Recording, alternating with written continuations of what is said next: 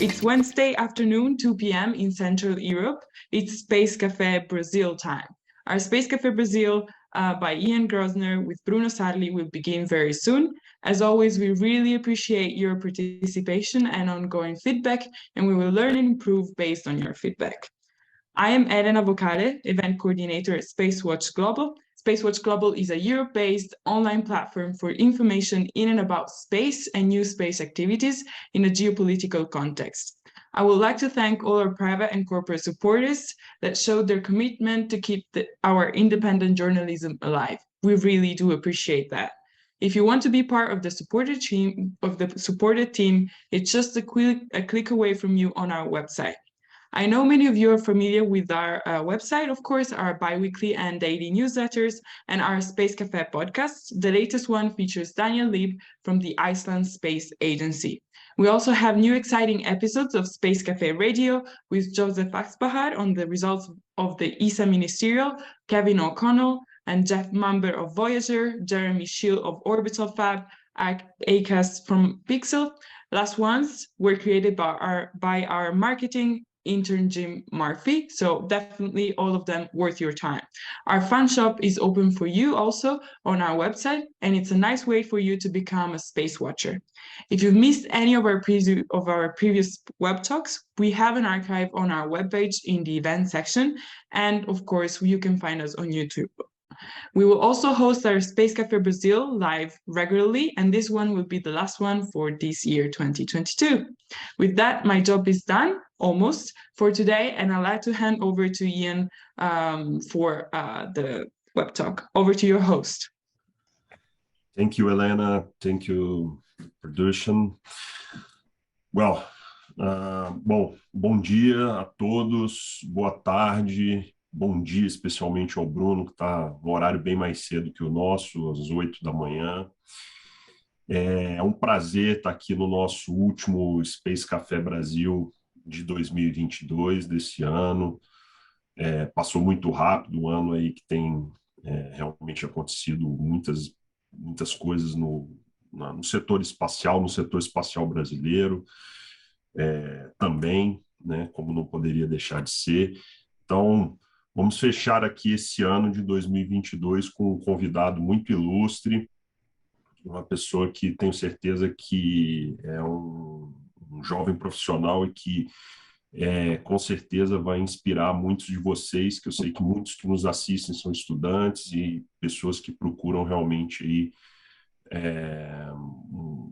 uma forma de se guiar nos estudos, na vida profissional. E nada como conversar com pessoas experientes, é isso que a gente tenta trazer aqui para o Space Café Brasil. Bom, antes de mais nada, eu só quero lembrar e pedir a vocês todos participação aí nas perguntas. Por favor, usar aqui a parte de Q&A, né, para fazer essas perguntas, e eu vou estar aqui à disposição para a gente conversar com o Bruno. Bruno, primeiramente, bom dia para você. Muito obrigado por ter aceitado o convite, estar aqui conversando conosco hoje, nessa manhã. Sei que você está com uma agenda realmente complicada, já daqui a pouquinho vai ter que viajar, mas te agradecer mais uma vez aqui por participar, estar conosco aqui nessa manhã. E eu gostaria que você se apresentasse para o nosso público e fique bem à vontade, o show é seu e vamos conversar aqui nessa próxima hora sobre espaço, engenharia espacial, e se você quiser também a gente pode conversar um pouco sobre Copa do Mundo. O próximo jogo é na sexta, né? Bom dia, Ian, bom dia a todos, ou boa tarde, dependendo de onde você está, ou boa noite. Muito obrigado pelo convite, desculpa, a gente teve que remarcar o horário, o projeto de Marte não espera por ninguém. Meu nome é Bruno, obviamente brasileiro, eu nasci em São Paulo, comecei minha graduação na USP, na engenharia em São Carlos, e tive o privilégio e a sorte de conseguir bolsas de estudo, né? Eu completei minha graduação na Europa, engajei também no mestrado na Europa, consegui uma bolsa de doutorado no Japão e caí aqui nos Estados Unidos. Mas nessa experiência toda, uma coisa que eu gosto muito, que eu gostei muito, eu não sabia, né? Mas essa parte de viajar, de morar em outros países, conhecer outras culturas, aprender outras línguas, comunicar em outras línguas foi uma coisa assim muito que foi muito interessante para mim, que eu me apaixonei. Obviamente o espaço também, né? Que foi aonde eu consegui ir guiando pelo meu próprio fascínio. E tive a oportunidade de participar em algumas missões de exploração científica, que a gente pode falar mais, eu posso passar o dia inteiro falando delas, tem uma aqui, não, desse lado, errei o lado. Ótimo. Desse lado aqui, e agora a mais recente, né, que é a missão que nós vamos trazer amostras de volta para Marte, a maior missão de ciência da história, que não é tripulada. Começou agora em 2020, quando a gente pousou o JEEP em Marte, né, o Mars Science Laboratory, e vão ter mais 2 missões até a gente trazer essa amostra de volta. A que eu estou contribuindo agora é a última, né? Como o Ian falou, atualmente eu trabalho num centro da NASA chamado Goddard. Eu sou o que eles chamam de contractor, né? É um dos engenheiros que providencia serviços para a NASA através desses vínculos que a NASA tem com várias empresas. É um método muito comum aqui nos Estados Unidos. A maioria da força de trabalho da NASA é através de outras empresas e não são diretamente empregados do governo, como eu. E já 6 anos. Certo. Bruno, bom, vamos começar então. Interessante aqui a sua trajetória, porque eu vejo muitos colegas brasileiros, principalmente na área da engenharia, que normalmente terminam a graduação no Brasil e depois acabam fazendo uma especialização, como você falou, um mestrado, doutorado, fora, e depois acabam trabalhando. O interessante é que na sua trajetória, você na própria graduação, você não concluiu a graduação no Brasil, acabou concluindo na Europa, depois foi para o Japão e agora está nos Estados Unidos. Então, assim, uma carreira acadêmica e de vida e profissional altamente internacional, né? Em vários países, e eu acho que você ressaltou um ponto aqui que é importantíssimo, que é justamente essa questão não só de conhecer outras culturas, conviver bem com outras culturas, mas aprender idiomas, e principalmente, né, o inglês, que é o idioma ainda hoje universal e que realmente nos possibilita estudar aí praticamente na maioria dos países. Então, eu vou antes até de falar sobre essa sua vida profissional, muito interessante essa sua jornada, se você puder falar um pouco sobre essa questão, como que você se preparou para isso, em termos, por exemplo, de proficiência no inglês, etc., porque isso é um ponto muito importante. A gente sabe que no Brasil há um déficit em várias partes aí da educação, mas o que eu considero, que também tive a oportunidade de morar fora, de estudar fora, mas que eu considero realmente um déficit ainda na educação no Brasil, é justamente o ensino de idiomas estrangeiros, principalmente o inglês, né? Como eu coloquei aqui. Como que você se preparou e como é que foi essa sua vivência? E a gente passa depois para conversar sobre algumas missões. Você pode falar, inclusive, sobre essa de Marte, que vai ser muito interessante também. Isso é um ponto interessante, né? Vai bastante para o aspecto humano e do aspecto pessoal, né?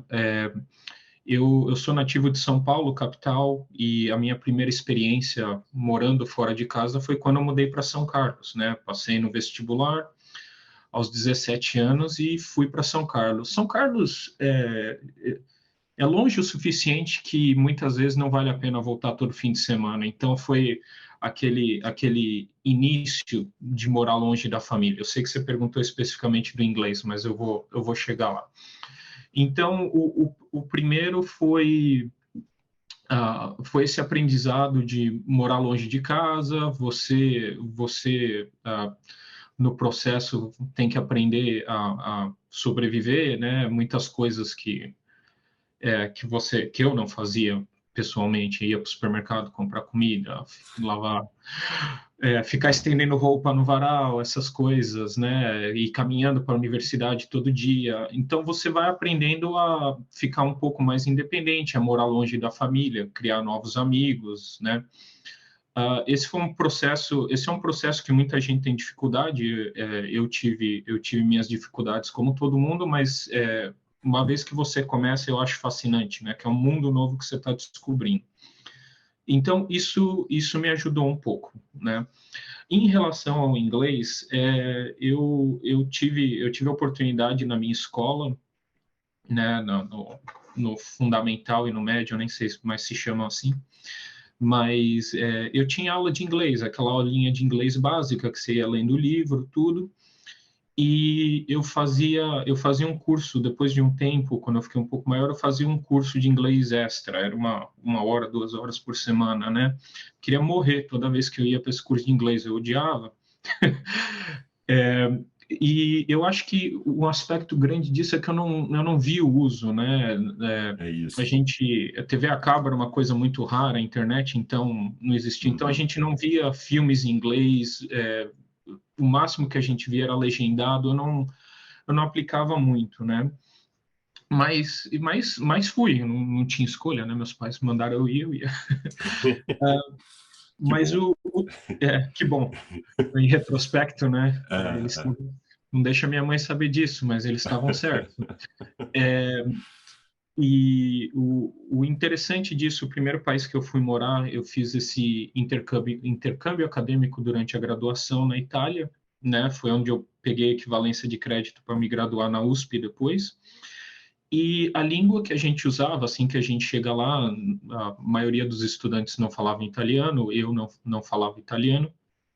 Então, o primeiro semestre a gente se comunicava tudo em inglês, era mais rápido, mais eficiente, mais preciso, né? E apesar disso, esse foi minha primeira experiência vivendo numa outra língua, né? E foi interessante porque era inglês com os colegas, com os estudantes. A gente morava num prédio de 83 estudantes estrangeiros, muito legal.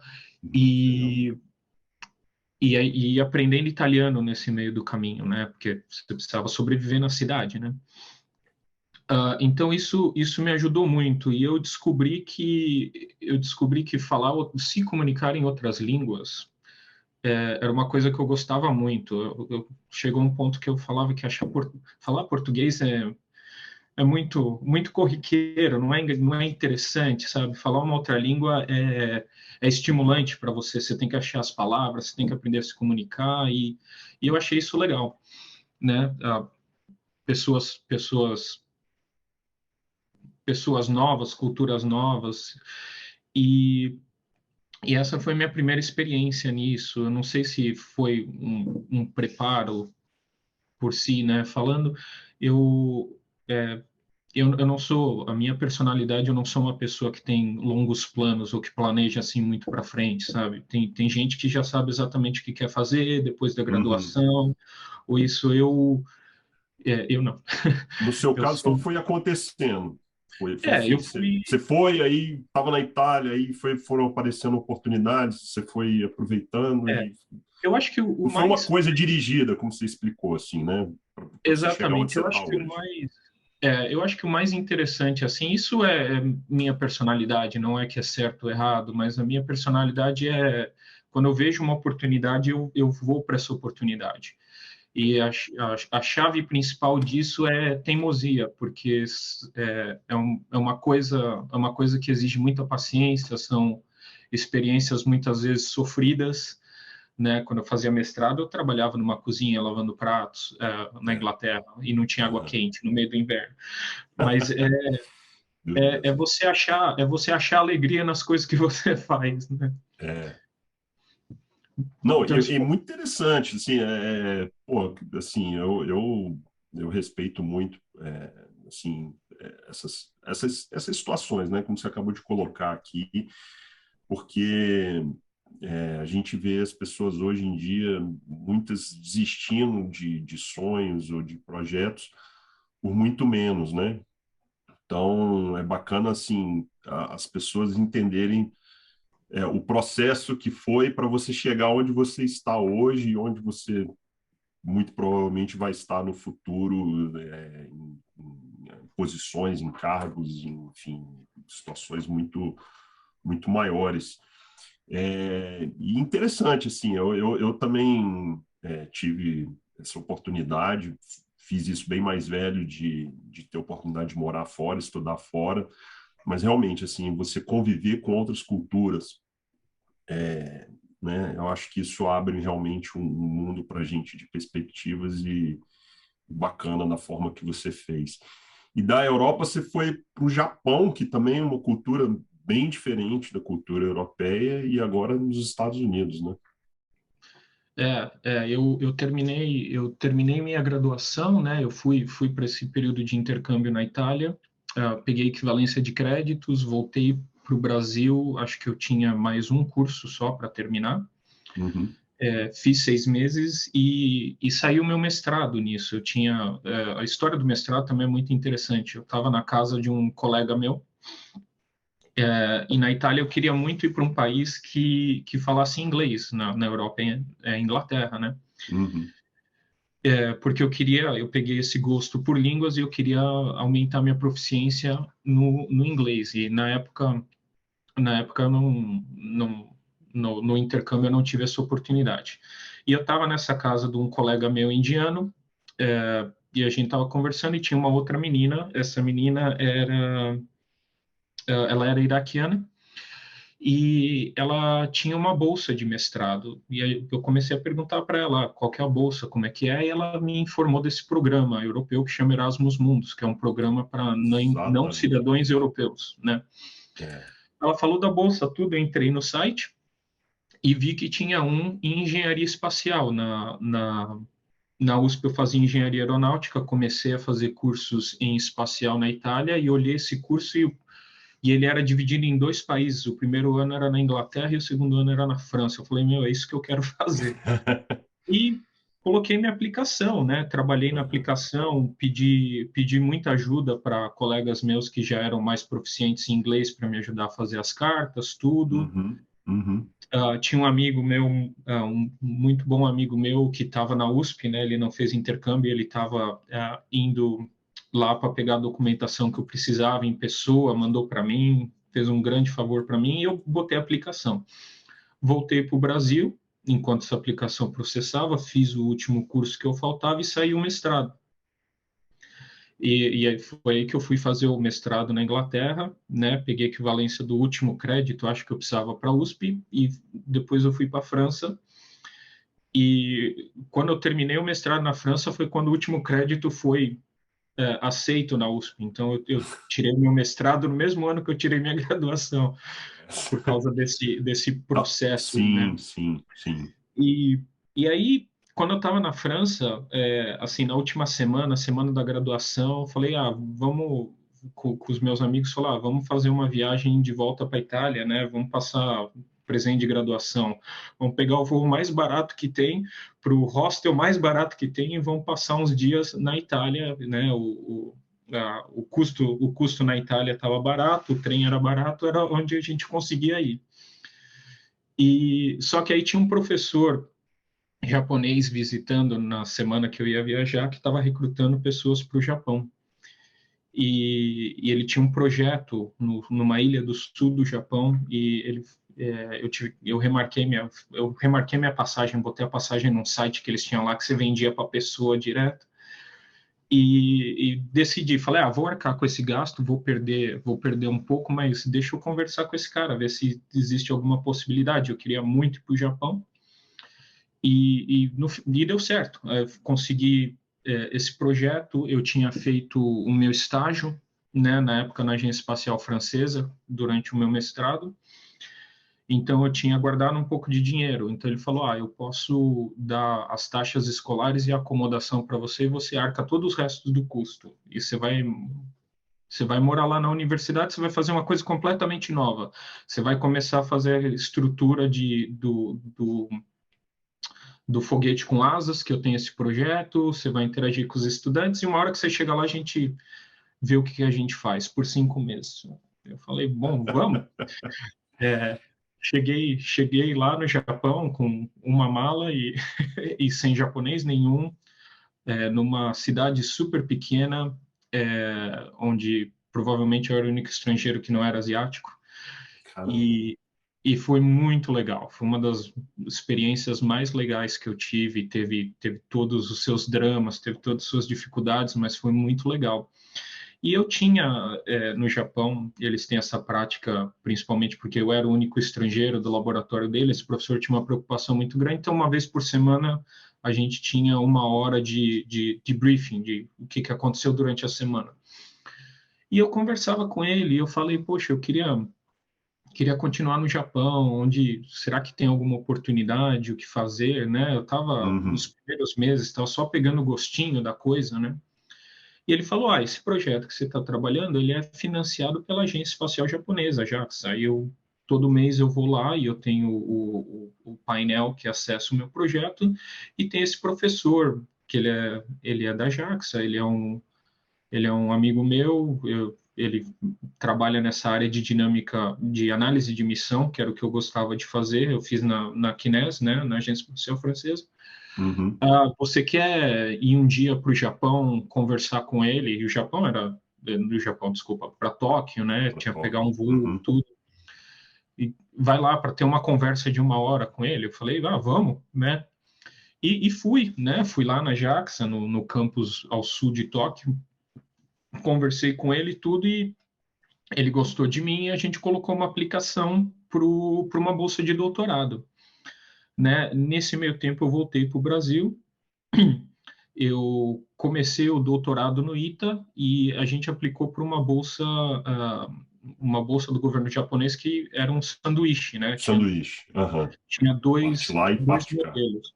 Tinha 2 modelos, se aplicava pela embaixada brasileira, pela embaixada japonesa no Brasil. No Brasil. Esse era o sanduíche, que era o mais fácil, onde eles tinham mais vagas. O mais difícil era se você aplicasse diretamente pela Universidade do Japão. Então a gente não considerou esse inicialmente. Eu apliquei pelo consulado, não peguei. Aí eu falei para ele, né? Falei, olha, não deu certo. Ele falou, bom, vamos tentar aqui na universidade, né? Ele só tem uma vaga para o nosso instituto inteiro, né? E então as chances eram pequenas, mas vamos aplicar. Era uma bolsa diferente, era um doutorado pleno no Japão. E eu peguei a única vaga que tinha. E fiz minhas malas e voltamos para o Japão, dessa vez em Tóquio. Passei o meu doutorado e mais 1 ano lá como pós-doc, né? Nesse meio tempo, eles tinham essas oportunidades que as bolsas brasileiras também dão de passar 1 ano fazendo pesquisa fora. E o lugar fora que eu fui foi para os Estados Unidos, eu fui para o Texas. Certo. Tinha um colega meu lá no Japão que ele tinha um contato muito bom com esse professor no Texas, em Austin. Passei 6 meses lá, voltei para o Japão. Eu lembro que eu voltei bem quando a missão Hayabusa 2 estava lançando, que a gente tinha uma espaçonave junto com eles. Então, eu cheguei do aeroporto e no dia seguinte eu já fui para o centro de controle ver o lançamento. Que legal. E terminei o doutorado, consegui um pós-doc, e nesse pós-doc tinha novamente 1 ano fora. O último ano do pós-doc, que foi onde eu vim para a NASA, através de contatos de colegas, e por aqui fui ficando. Já fazem um pouco mais de 6 anos agora. Caramba, que experiência, né? Que legal, assim, ver...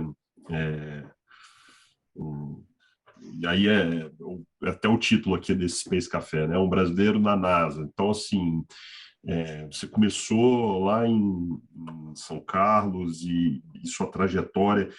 e como foi importante várias coisas aqui que eu fui pegando aqui, questão do networking, né? A gente fala muito sobre networking em geral, né? Rede de contatos, etc. e tal, mas veja como várias coisas que você fez foi porque assim alguém indicou, você foi falar, você foi procurar saber, mas tinha algum contato de alguma pessoa antes. Como isso é importante, né, na vida profissional de qualquer área, né? Então, muito legal ver isso na prática. Bruno, cara, eu gostaria de ficar aqui umas 10 horas só focando nesse aspecto aqui, que eu acho, assim, fantástico, e tenho certeza que a gente faria um Space Café para cada um desses pontos aí, para cada de suas experiências incríveis. Também outra coisa que foi me chamando a atenção aqui, o nível das agências espaciais que você já teve oportunidade de trabalhar, né? CNES, JAXA, agora na NASA, ou seja, realmente aí o suprassumo aí das agências espaciais do mundo de hoje, né? Das mais importantes, das que realmente desenvolvem e são a ponta realmente do setor espacial. Então, cara, muito, muito legal. Parabéns mesmo pela sua, enfim, pela sua trajetória e o mais interessante, como você falou, né? Você não se prepara e as coisas foram acontecendo e você foi levando. Mas vamos falar um pouco então da missão. Se você quiser falar exatamente sobre essa de Marte, né? Eu acho que é bem interessante. Eu acho que é algo que para nós assim ainda é algo muito longínquo, né? Assim, a gente ainda pensa mais nas missões mais próximas. Está voltando agora essa questão das missões para a Lua. Mas conta um pouco sobre essa missão de Marte, sobre, né, o que você falou, trazer as amostras, e aí eu tenho até umas perguntas depois para te fazer do ponto de vista legal, aí vamos ver se você está afiado também. Não, vamos lá. Essa missão de Marte sempre foi um grande fascínio nosso, né? Desde os dos primeiros livros que foram escritos, ou do primeiro uso do telescópio pelo Galileu, vendo o que ele achava que eram canais feitos por marcianos, né? E Marte é um planeta muito parecido com a Terra, e Marte e Vênus são os dois planetas que a gente acredita que no sistema solar já tiveram condições ideais para a vida. E Marte possivelmente é o mais fácil para a gente poder habitar um dia, né, do nosso sistema solar, o mais próximo para chegar com o nosso nível de tecnologia, né? Então, já há muitos tempos as várias agências vêm mandando missões, né, vêm construindo esse conhecimento, vêm construindo essa experiência para chegar em Marte, né? Chegar em Marte com missões robóticas e daqui a alguns anos chegar em Marte com pessoas, né? Depois dessa volta à Lua, o plano seria ir para Marte. Então, nesse grande contexto de missão, sempre existiu essa curiosidade de existir vida em Marte, ou existe vida em Marte, né? Vida microbiológica, como é que ela originou em Marte e veio para a Terra, ela originou na Terra, veio para Marte, ou ela é completamente diferente. Então, existe esse fascínio muito grande. E já teve muitas missões que analisaram aspectos para isso, né? Só que agora nós vamos trazer amostras de volta para Marte. E por que trazer amostras de volta de Marte? Porque não existe nenhum laboratório com a qualidade e com a proficiência que a gente tem aqui na Terra que a gente possa botar numa espaçonave e mandar para Marte. Sim. Outra coisa muito, muito interessante é que você traz essas amostras e essas amostras vão ser para gerações e gerações de cientistas, né? Existem amostras da missão Apollo da Lua que a gente ainda não abriu, né? Que eles fazem? Eles esperam a tecnologia avançar mais. Você tem essas amostras, a hora que a tecnologia avança até um ponto, você começa a analisar, né? Se eu não me engano, essas amostras que a gente vai trazer, o plano, a menor porcentagem delas vai ser o que a gente começa a analisar agora, o resto vai ficar guardado e a gente vai analisando conforme a tecnologia avança. E essa é uma missão que é a missão mais, tirando a estação espacial, que é tripulada, né, das missões não tripuladas, das missões científicas que a NASA já fez e que a Agência Espacial Europeia já fez, é a mais complicada da história, né? Ela é uma campanha, a gente chama de campanha porque elas são 3 missões, né? A primeira foi a que pousou em 2020, que é o JIP. Sim. A próxima, que vai ser a que eu estou trabalhando, que é a próxima a ser lançada, a última a voltar, ela vai entrar em órbita em torno de Marte, vai esperar a terceira missão que vai lançar, um ano depois, vai pousar, Uhum. aí o Jeepzinho vai até lá, vai colocar as amostras dentro do lançador que ela tem, vai lançar em órbita de Marte, vai deixar, parece uma bola de basquete, o tamanho, Certo. vai deixar esse bloco com as amostras em órbita, a nossa missão vai pegar, vai fazer o processo de contenção, né, porque existe toda essa preocupação da parte Exato. biológica de Marte É nunca isso. entrar em contato com a da Terra, que É provavelmente vai isso. ser as perguntas legais que você vai fazer. A É gente vai exatamente.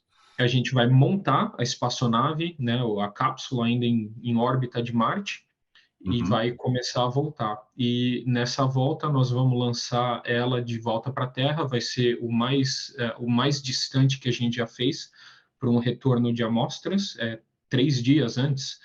Para você ter uma ideia, essa é Uhum.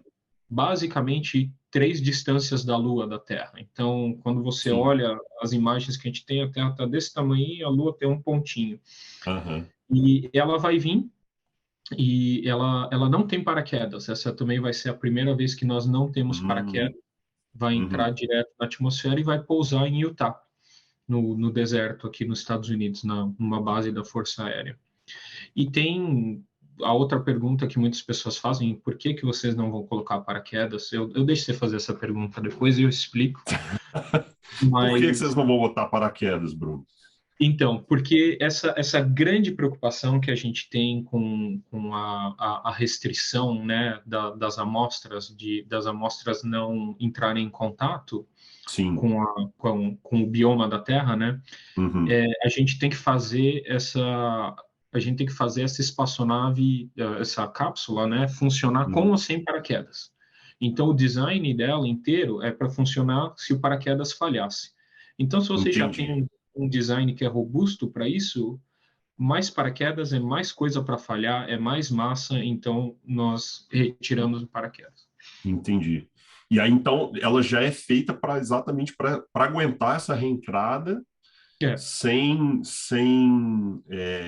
ter nenhuma, vamos dizer assim, nenhum prejuízo da amostra que está se trazendo, obviamente, e sem uso de paraquedas, porque, como você falou, é mais uma coisa para colocar, e se ela já está sendo projetada para aguentar, inclusive sem. e toda a coisa interessante é que toda essa energia, né, a gente está vindo a 12 quilômetros por hora quando a gente está chegando na Terra. Uhum. Por hora, desculpa, por segundo, 12 quilômetros por Ah, segundo. bom. Eu falo, nossa, eu estava muito lento. De 2 a 3 vezes mais rápido que a bala de um rifle, né? Uhum. E só que a atmosfera ela tira toda essa energia e você chega a um ponto que você está em queda livre. É uma coisa Certo. muito maluca para a gente pensar, mas você cai em queda livre. Então, os testes que a gente faz são de helicópteros. A gente está de helicóptero em cima do deserto e solta, porque ela vai Uhum. chegar em queda livre do mesmo jeito. Então, a gente consegue reproduzir muito bem as características do impacto, que é uma coisa para mim foi fascinante quando eu comecei a entender isso. Não, eu fico imaginando essa questão do impacto, né? Assim, como leigo, obviamente, aqui, é, até que ponto que isso prejudica ou não a amostra que você está trazendo. Exatamente. A gente tem toda uma estrutura embaixo para absorver a energia do impacto. Tá certo. E também, como você falou, ele é já direcionado, ou seja, você já tem um ponto específico no deserto de Utah lá, já sabendo exatamente para fazer aquela queda programada, né? É. Ótimo. Não, perfeito, cara, perfeito. E o que mais que você pode contar dessa missão para a gente específico? Você falou, vai lançar, é a próxima janela. Quando que é a próxima janela? Né? E 27. explica também como é que funciona essa janela da Terra para Marte. Essa janela da Terra para Marte, bom, o lançamento para a missão que eu estou trabalhando, ela é em 2027, né? E Marte e a Terra tem períodos onde você pode lançar, né, a ressonância entre os planetas, que um roda mais rápido que o outro, né? Uhum. E Marte e Terra normalmente é a cada 1 ano e meio. Mas a gente tem uma série de preocupações em não deixar o material muito tempo exposto à radiação, ou o equipamento que a gente tem como Jeep muito exposto ao ambiente de Marte, porque aí as coisas começam a falhar. Você não consegue criar um sistema que sobrevive para sempre, né? Coisas mecânicas falham, por isso que a gente tem que levar o nosso carro para o mecânico a cada, sei lá, Sim, tantos quilômetros, né? sim, sim. Só que a gente não pode mandar um mecânico para Marte para trocar as peças ainda. Ainda. Então existe toda essa preocupação para a missão ser bem sucedida. A missão que vai entrar em órbita, a missão que eu trabalho, ela vai lançar em 2027. A próxima, que é a que vai pousar e lançar, ela vai ser em 2028. Essa campanha inteira, ela tem um número muito grande de primeiros, né, que a gente faz. Essa é a primeira campanha de ciência, que são 3 missões, que é mais de uma missão, né? De novo, não falando de missões tripuladas. Ela vai ser a primeira vez que a gente vai lançar alguma coisa de um outro planeta. Nunca foi feito. Ela vai ser a primeira vez que nós vamos capturar alguma coisa em órbita de um outro planeta, uma coisa que não é cooperativa, né? Que a gente chama, só um objeto tem controle, o outro não, tá flutuando no espaço.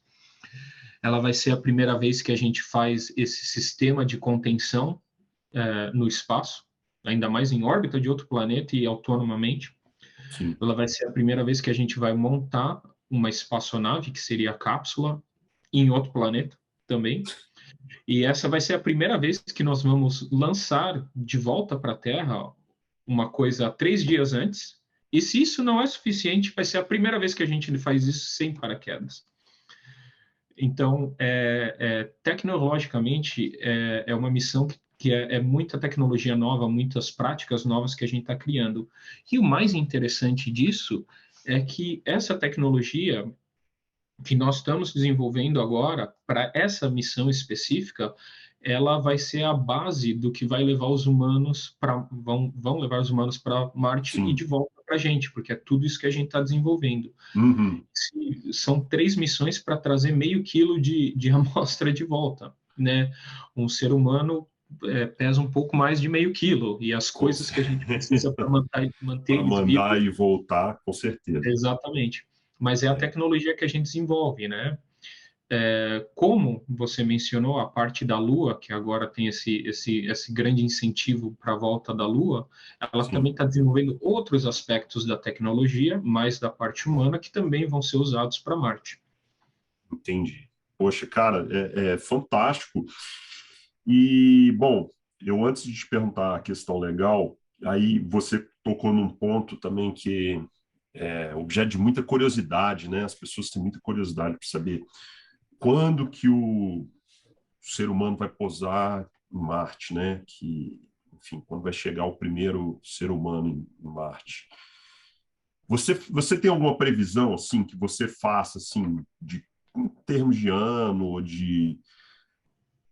Eu tenho, mas a minha é completamente, assim, sem dado científico nenhum, é só um achismo mesmo. Que é assim, eu acho que essa nossa geração vai ver o ser humano pousar em Marte como a geração dos meus pais e dos meus avós viu o homem chegar na Lua. Então, eu não sei se você tem esse mesmo feeling, se você acha que é uma coisa mais para frente, não sei. O que você acha disso? E que época para se viver, né? Porque eu acho que a nossa geração não só vai ver humanos de volta na Lua, mas humanos vivendo na Lua.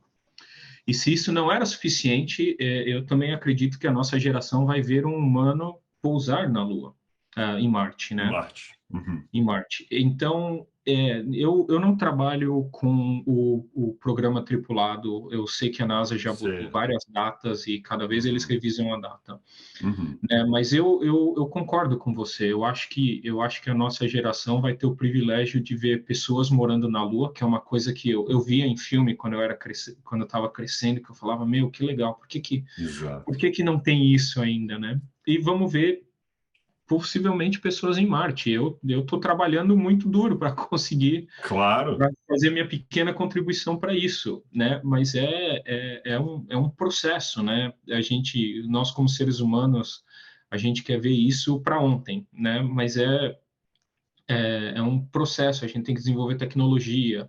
São coisas que não são rápidas, né? A gente precisa começar com as missões robóticas. Essa funcionou. Mais uma missão, manda um humano para ir lá, faz a volta e retorna, né? Isso. Não, e como você falou, né? Ainda que você não esteja trabalhando na parte da missão tripulada, mas a sua missão é que é o primeiro passo, né? Assim, exatamente no que vocês estão fazendo e que vai ajudar em termos de tecnologia, não só para essa de Marte, mas para várias outras, e como você colocou, o próprio retorno à Lua. Então, várias coisas que vocês estão fazendo aí nesse que você colocou aí, primeiros, né? Enfim, primeiras etapas, que nunca foi feito antes, está sendo feito agora. Isso, com certeza, de alguma forma, vai ser utilizado não só para as missões futuras, para Marte e para a Lua, mas para qualquer outro lugar aí. E também, sem dúvida nenhuma, é o que vai possibilitar as futuras missões tripuladas, né? E você tem toda a razão, assim, é muito interessante isso, né? Assim, ver alguém morando na Lua efetivamente, né? Permanecendo e tal, enfim, lá, e pensar que a raça humana, a espécie humana, vai ser a primeira, que nós sabemos, pelo menos assim, primeira realmente interplanetária, né? Isso é algo que mexe com a imaginação, enfim, ou várias outras questões, né? Aí enfim, legais, éticas, etc. E é a parte que eu particularmente tenho mais estudado, tudo. Então é muito interessante, cara. É muito, muito interessante. Agora vamos lá. A pergunta não é uma pergunta legal, assim, mas como é que vocês, como é que é essa relação em relação, por exemplo, aos guidelines do COSPA, né, em relação à questão principalmente de que não haja realmente, seja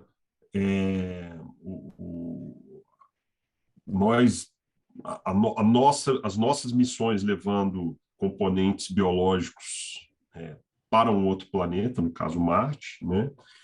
E nem vice-versa, trazendo algo potencialmente prejudicial, perigoso, enfim, do ponto de vista aí de contaminação, né? Que a gente fala, seja contaminação da Terra para Marte, nesse caso, ou de Marte para a Terra.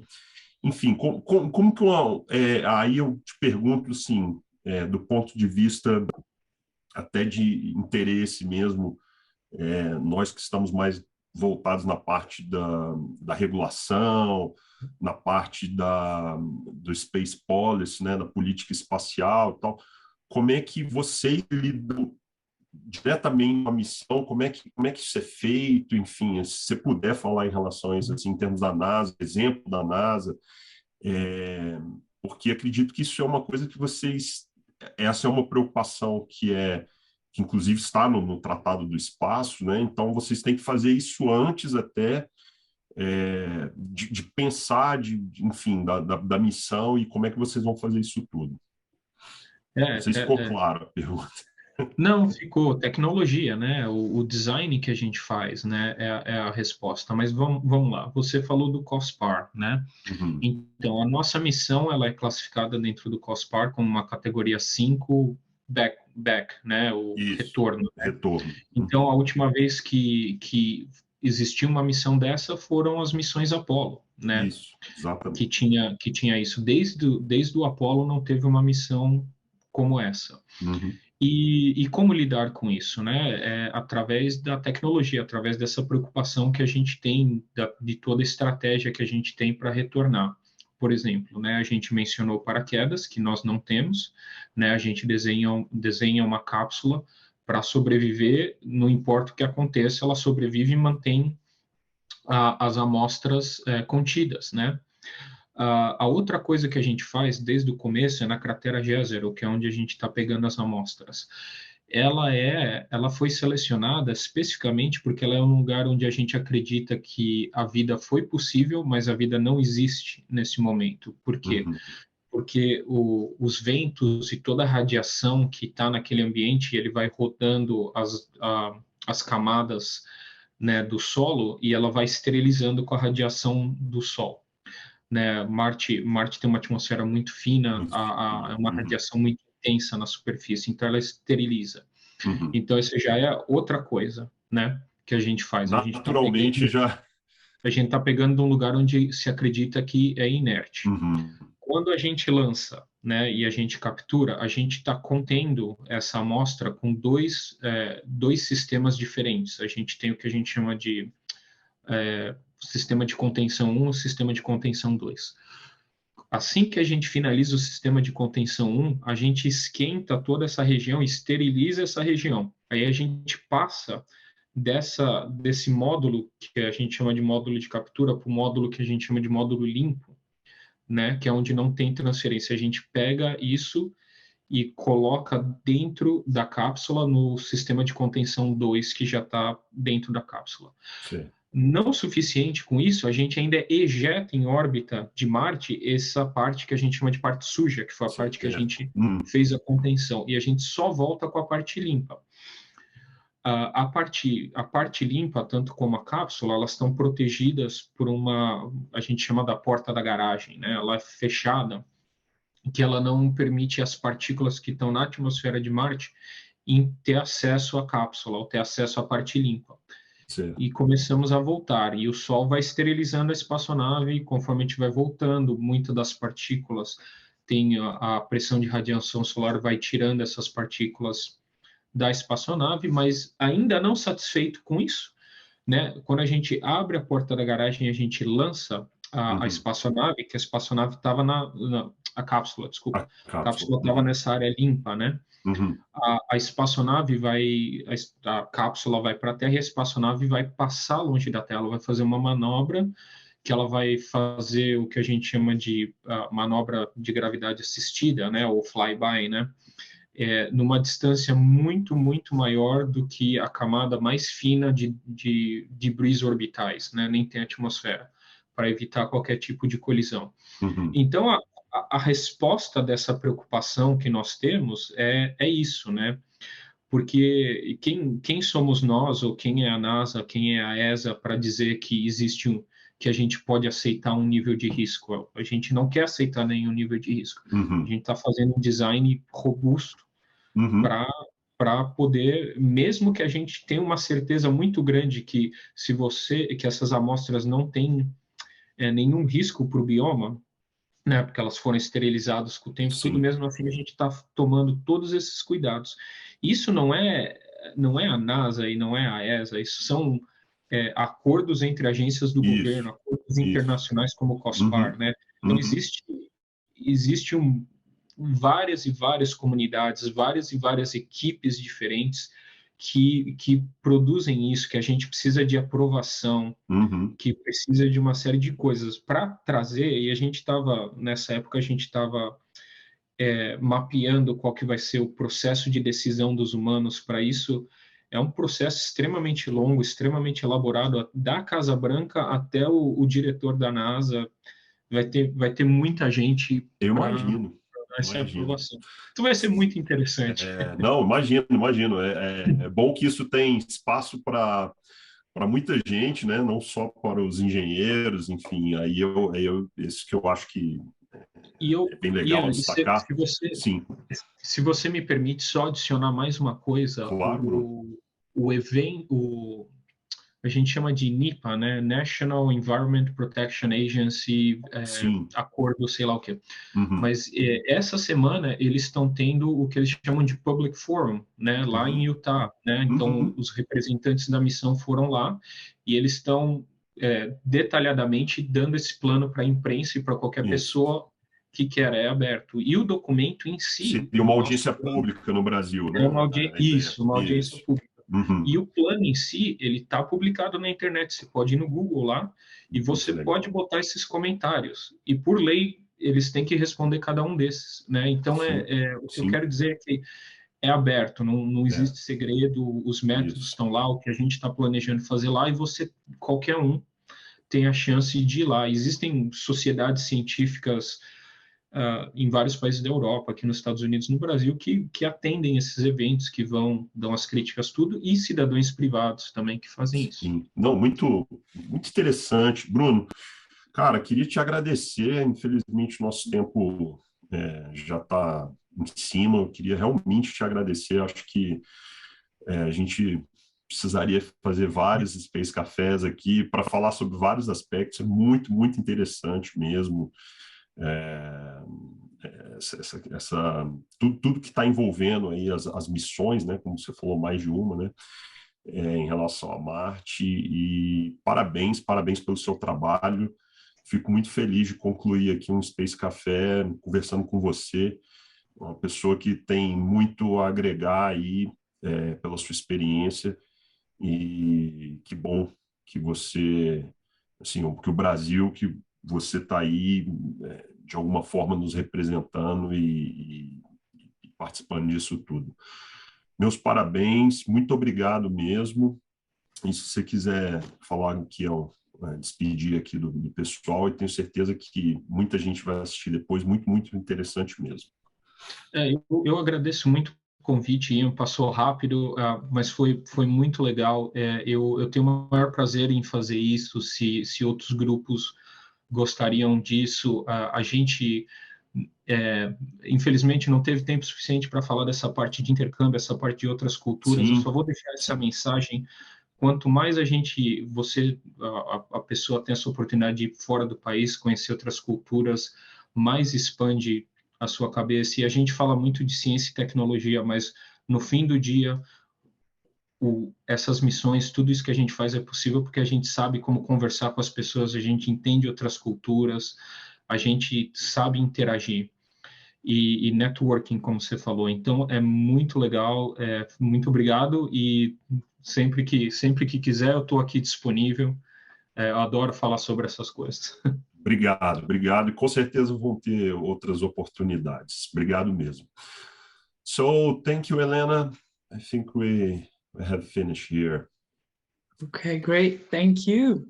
And yeah, before we say goodbye, let me remind you of the few more events until the year is over. So we have 2 events on the 15th of December, one at midday, Central European time, and that's our Space Arbitration Association event with Laura Zielinski. And later that day at 4 p.m. Central European time, we have our Space Café Israel by Meidat Pariente. And all events, as always, are going to be on Eventbrite. And we would love to hear your feedback. So please check in with us on Twitter, Facebook, and LinkedIn. And don't forget to sign up for our daily and our bi-weekly newsletters. And if you'd like to treat yourselves with something special, become a Space Watcher today or help us in the supporter program. Obrigada, and thank you, Ian, for hosting that insightful talk. Thank you, Bruno, for taking part to it. And thanks again to the entire team behind the scenes for doing that great job week by week again. Thank you all very much for your interest today. I'm reading all the thanks from in the chat, so just know that they're there for you. And thank you for joining us. I hope to see you in the next weeks in upcoming events. In the meantime, visit our website and follow us on social media. Take care, and don't forget, become a space watcher. Ciao!